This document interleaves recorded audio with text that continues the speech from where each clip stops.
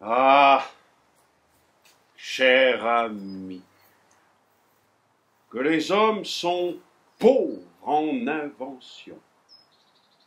Ils croient toujours qu'on se suicide pour une raison. Mais on peut très bien se suicider pour deux raisons. Non, ça ne leur entre pas dans la tête. Alors à quoi bon mourir volontairement, se sacrifier à l'idée qu'on veut donner de soi? Vous, morts, ils en profiteront pour donner à votre geste des motifs idiots ou vulgaires. Les martyrs, cher ami, doivent choisir d'être oubliés, rayés ou utilisés. Quant à être compris, jamais. Et puis, allons droit au but. J'aime la vie. Voilà ma vraie faiblesse. Je l'aime tant que je n'ai aucune imagination pour ce qui n'est pas elle. Une telle avidité a quelque chose de plébéien, vous ne trouvez pas? L'aristocratie ne s'imagine pas sans un peu de distance à l'égard de soi-même et de sa propre vie. On meurt s'il le faut. On rompt plutôt que de plier. Mais moi, je plie. Parce que je continue de m'aimer. Tenez, après tout ce que je vous ai raconté, que croyez-vous qu'il me soit venu? Le dégoût de moi-même? Allons donc, c'était surtout des autres que j'étais dégoûté. Certes, je connaissais mes défaillances et je les regrettais.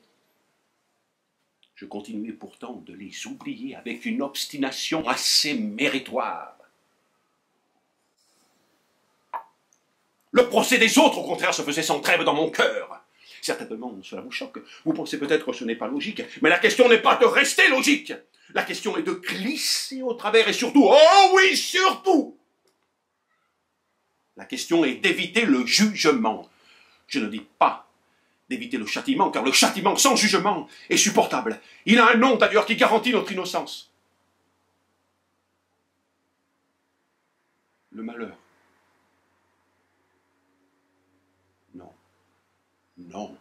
Il s'agit au contraire de couper au jugement, d'éviter d'être toujours jugé sans que jamais la sentence soit prononcée.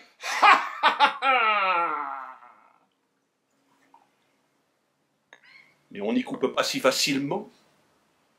Pour le jugement, aujourd'hui, nous sommes toujours prêts, comme pour la fornication, avec cette différence qu'il n'y a pas à craindre de défaillance. Si vous en doutez, prêtez l'oreille aux propos de table pendant le mois d'août, dans ces hôtels de villégiature où nos chers compatriotes viennent faire leur cure d'ennui. Si vous hésitez encore à conclure, lisez donc les écrits de nos grands hommes du moment.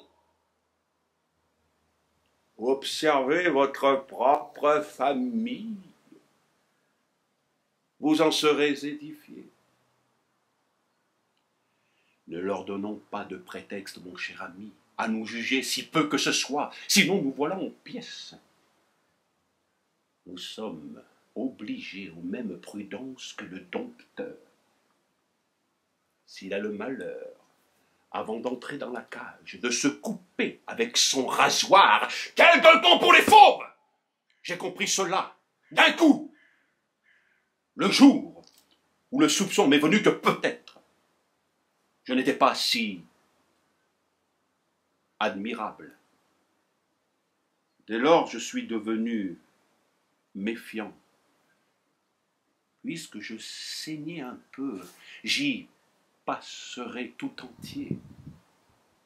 Ils allaient me dévorer.